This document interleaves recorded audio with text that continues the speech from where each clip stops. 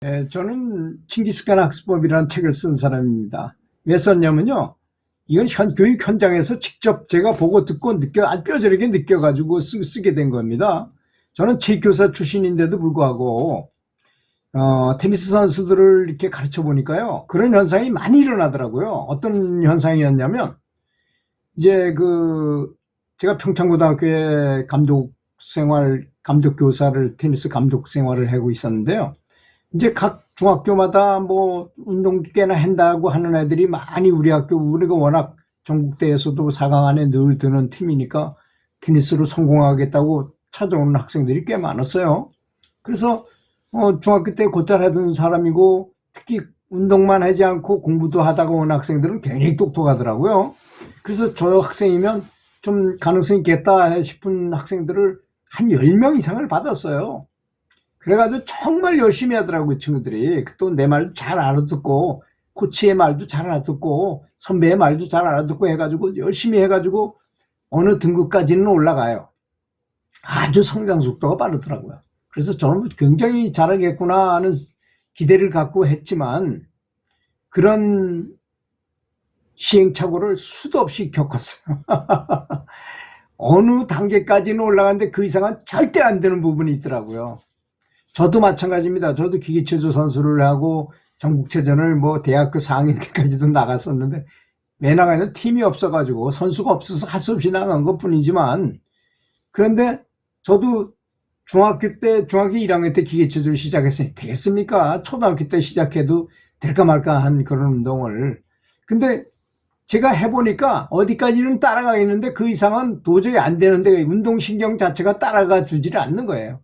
예를 들어서 테니스 칠 때 공이 날라오면 내 옆으로 이렇게 지나갈 때 운동신경 좋은 사람은 다 쫓아가서 이렇게 포칭을 할 수 있는데, 이게 늦은 사람은 이걸 늦게 가거나 도저히 갖다 대지도 못해요. 그래서 축구 골키퍼들이 이렇게 서 있다가 슛을 하면 옆으로 갔는데도 반응을 못하는 때가 있잖아요. 그거와 비슷한 것입니다. 운동신경이 안 돼서 그런 거죠. 또는 워낙 빠르기 때문에 시간 차이가 그렇게 있는 것입니다. 그런 것처럼 그 학생들이 그렇게 재질도 좋고 잘 될 것 같은 선수들이었는데도 불구하고 다 실패했어요. 전국대회 나가면 16강 이상도 못 올라가요. 가장 잘한 게 8강이었습니다. 그때 제가 뼈저리게 느꼈어요. 운동이나 공부나, 운동은 하여튼 저는 체육교사였으니까 운동은 어린 나이에 하지 않으면 안 된다 해가지고 이제 다른 학교로, 제 고향인 원주로 와서 원주중학교에서는 초등학교 때 이미 소년체육대회에서 우승한 우수 선수들을 스카우트 해왔어요. 그리고 뭐 합숙소에다가 먹이고 재우고 하면서 누나들까지 다 취직을 시켜주면서 스카우트 해가지고 그 선수들을 정말 열성적으로 가르쳤습니다. 그랬더니 정말 나중에 그 선수들이 우리나라를 주름잡는 최고의 선수들이 다 됐죠.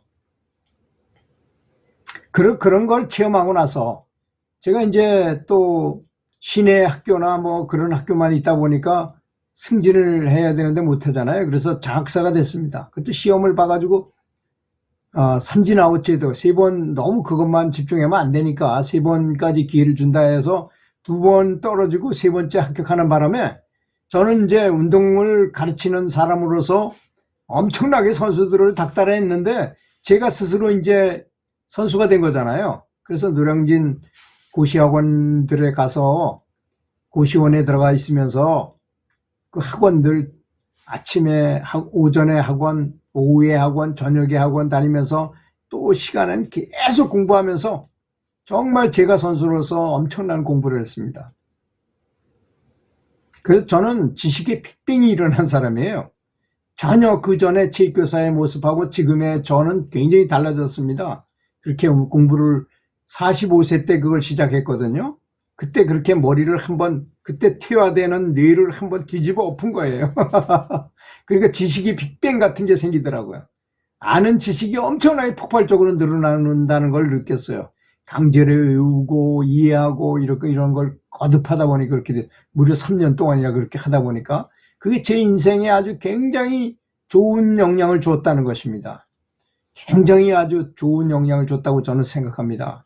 그때 제가 만약에 그대로 체육교사로 그냥 별 생각 없이 그냥 뭐 공부를 하고 뭐 독서도 별로 안 하고 공부도 별로 안 하고 그냥 체육교사들이 뭐 공부할 일들이 그렇게 많지 않잖아요. 그래서 그런 삶을 살았더라면 아마 지금처럼 이렇게 좀 해박한 지식을 가지거나 또 남한테 이렇게 조언해 줄 만한 단계에 이르지 못했다고 저는 생각하거든요. 그런 다음에 이제 그런 과정을 겪어서 장학사가 되고 난 다음에 또 책을 썼어요. 아까 말씀드린 책을 쓰다 보니까 책을 써가지고 이제 출판 기념회를 일부러 크게 했어요. 왜 그런지는 요전에 제가 말씀드렸죠. 채식 홍보를 하기 위해서 채식 홍보를 나가보니까 아무리 말을 잘해도 안 돼요. 유명하지 않으면 사람들이 들어주지도 않는 거예요. 그래서 내가 스스로 유명한 사람이 되어보자. 그러려면 책을 쓰는 게 가장 좋겠구나 해가지고 칭기스칸 학습법이라는 책을 썼어요. 칭찬을 많이 하고 기다려주고 스스로 하게 하고 깐깐하게 아이의 적성을 따져보자. 육아서적을 쓴 거죠. 말하자면 태어나면서부터 7살 초등학교 들어가기 전까지 엄마가 어떻게 애를 가르쳤길래 공부를 잘하는 사람이 됐는가를 조사한 거예요. 꼭 운동선수가 어릴 때 이강인 선수처럼 어릴 때 아주 실력이 대단히 뛰어났잖아요. 그런 선수들이 평생 갑니다. 그게 우리 속담에 있잖아요. 3살 버릇 여든 간다고. 그게 세계에서 가장 좋은 교육 속담인 것입니다. 그 제가 해보니 그렇더라고요. 정말로. 그래서 그런 걸 조사했어요. 전국에 있는 57명의 공부 잘한 뭐 하버드 대학을 보냈다거나 뭐 캠브리지 가거나 서울대학에 들어가고 뭐 잘한 전교 1등을 항상 하고 뭐 이런 학생들 어머니 57명이나 무려 57분이나 전화 통화를 해가지고 다 그것도 다 연락을 다 해가지고 제가 이제 교육연구사일 때였거든요. 학생교육원에 교육연구사였으니까 뭐 대단히 연구를 많이 하는 사람 같잖아요. 직책 자체가. 그런 사람이 이제 교감 교장 선생님을 통해서 좀 학부모들의 연락처를 알아가지고 부탁을 하니까 그분들이 그리고 제가 책에다 이렇게 수록하려는데 괜찮습니까? 하는 것도 다 허락도 받고 그분들이 얘기하는 걸 다 받았으면서 또 되물어서 이게 맞습니까? 하는 허락까지 맡으면서 이제 그걸 써가지고 그 중에서 제일 재밌는 것들만 17개를 집어넣어가지고 책을 만들었어요.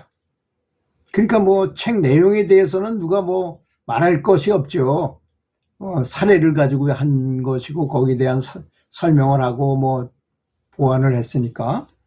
그래서 출판 기념회를 아주 크게 했습니다. 그래서 한 600명이나 되는 사람들을 모셔다가 그것도 채식 음식으로 다 무료로 제 돈으로 다 제공을 하면서 그랬더니 방송에서 저를 부르더라고요. 그리고 강연회에서 저를 불러요. 그래서 대중 강연을 무려 500회 이상 했습니다. 그때 저는 권하고 싶어요. 대중 강연을 하라고 권하고 싶어요. 대중 강연을 하면 요새 사람들이 얼마나 똑똑합니까?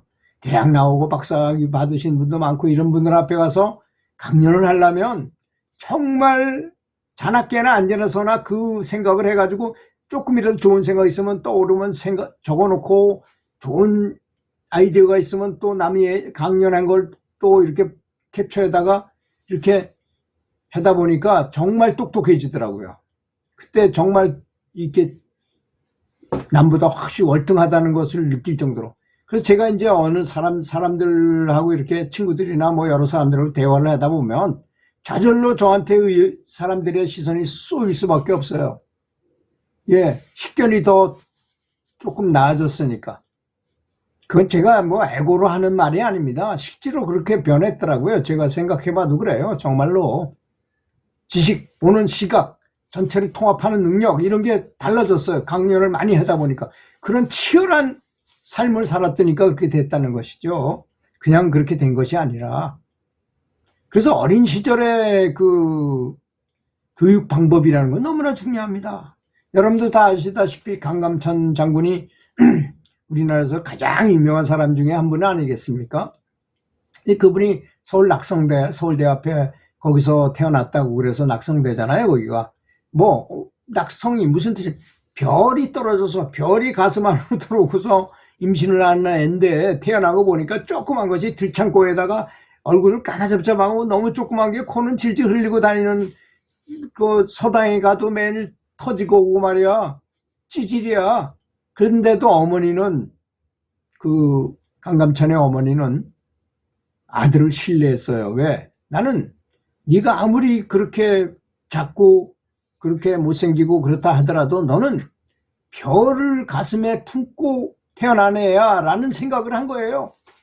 그거는 도쿠가와 이에야스도 그렇습니다. 일본의 제일 뛰어난 그 왕 중에 한 사람이잖아요.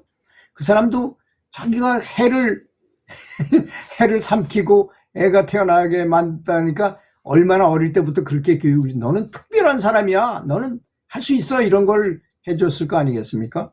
그래서 강감찬이 매일 그 서당에서는 어떤 사람이 제일 대접받나요?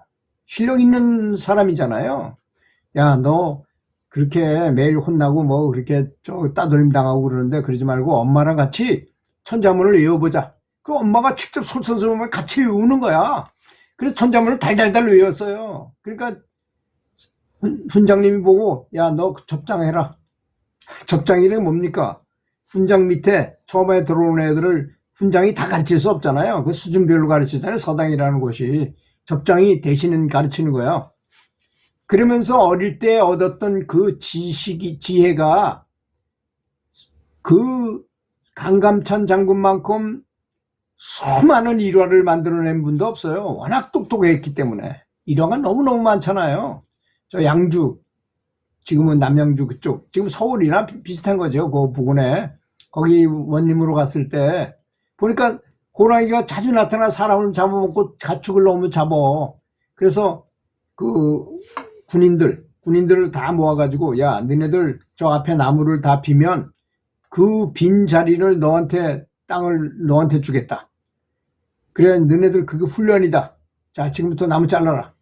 열심히 자를까요? 안 자를까요? 아, 이거 땅도 나를 준다는데. 그래서 그 나무가 다 없어져 버렸어요. 그리고 그 사람들은 땅 받아가지고 농사 짓고. 그러다 보니까 호랑이가 살 데가 없잖아요. 숲이 있어야지 호랑이도 살 수 있는 거. 그래서 거기 호랑이가 다 없어졌다는 둥. 하여튼 강감찬의 지혜는 대단했고, 나중에 귀주대첩에 소의 그 소가죽을 엮어가지고 쫙 놔뒀다가 그 거란족들이 왔을 때 쫙 해가지고 한 번에 엄청나게 많이 전멸시키고 막 이랬던 그런 진짜 대단한 지혜를 가졌던 분 아니겠습니까? 그런 지혜가 다 어린 시절에서부터 발현된다는 것입니다. 그걸 피그말리온 효과라 그러잖아요. 우리 아들을 이렇게 대단한 것이라. 그래서 거꾸로 보면 개 2마리, 똑같은 엄마한테서 태어난 개 2마리를 가지고 이제 그 개를 2마리를 주면서 요거는 저 족보가 있는 아주 뛰어난 개고 요거는 그냥 별 잡종이야 하면서 줬다는 거예요. 그리고 1년 후에 가보니까 한 마리는 쌩쌩하고 정말 눈이 반짝반짝하고 한 마리는 완전 찌질이가 됐더라는 거죠. 왜? 피그말리온 효과 때문에 그런 것입니다. 누가 그렇게 되리라고 생각하면 정말 그렇게 되는 것이잖아요. 피그말리온 효과라는 것이. 그래서 자녀 교육이라는 거, 조기 교육이라는 거, 또 자기 스스로를 교육시키는 것도 마찬가지입니다. 이렇게 아주 기초 기본에 충실해 가지고 마음을 바로 쓰고 최선의 노력을 다해야지 정말 지혜도 잘하고 훌륭한 사람이 될 수 있다고 믿습니다. 들어주셔서 감사합니다.